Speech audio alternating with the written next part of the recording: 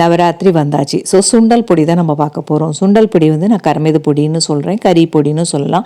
இது ஒரு multi purpose பொடி. நீங்கள் இதை பண்ணி வச்சுக்கிட்டிங்கன்னா சுண்டலில் நீங்கள் தேங்காய் சேர்ப்பீங்க. தேங்காய் இல்லாமல் இருக்கும்போது இந்த பொடியை போட்டால் டேஸ்ட்டாக இருக்கும். இல்லை தேங்காயோடையும் இதை ஆட் பண்ணலாம்.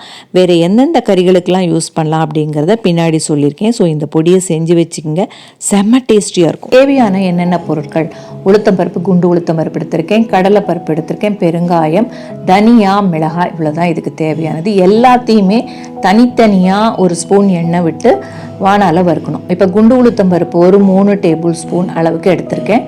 அதே ஈக்குவல் ப்ரப்போர்ஷன் தான் கடலைப்பருப்பும் ஒரு 3 டேபிள் ஸ்பூன் எடுக்கணும்.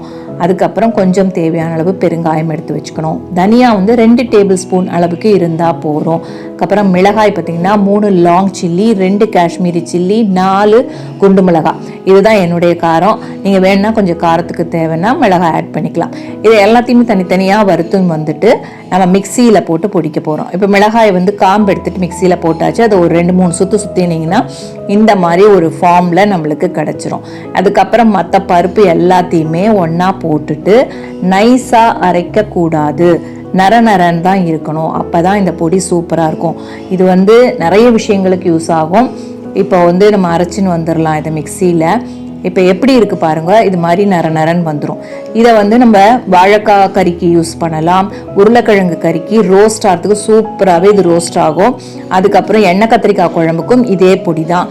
சப்போஸ் தோசை இட்லிக்கு இட்லி பொடி இல்லைன்னா அப்போ அந்த சமயத்துலேயும் இது கை கொடுக்கும். இதை நிச்சயமாக செஞ்சு வச்சுக்கோங்க. உங்கள் வீட்டில் வந்து ஒரு சூப்பரான எல்லா விஷயத்தையும் கை கொடுக்குற பொடியாக இருக்கும். அது இல்லாமல் சுண்டல் நீங்கள் பண்ணும்போது நீங்கள் தேங்காய் போட்டு இறக்கும் போகிறதுக்கு முன்னாடி இந்த பொடியும் கொஞ்சம் ஒரு ஸ்பூன் அளவுக்கு போட்டுட்டு, ரொம்ப போட வேணாம், ஒரே ஸ்பூன் போட்டு நல்லா பெரட்டி விட்டுட்டு அதுக்கப்புறம் தேங்காய் போட்டு இறக்கலாம்.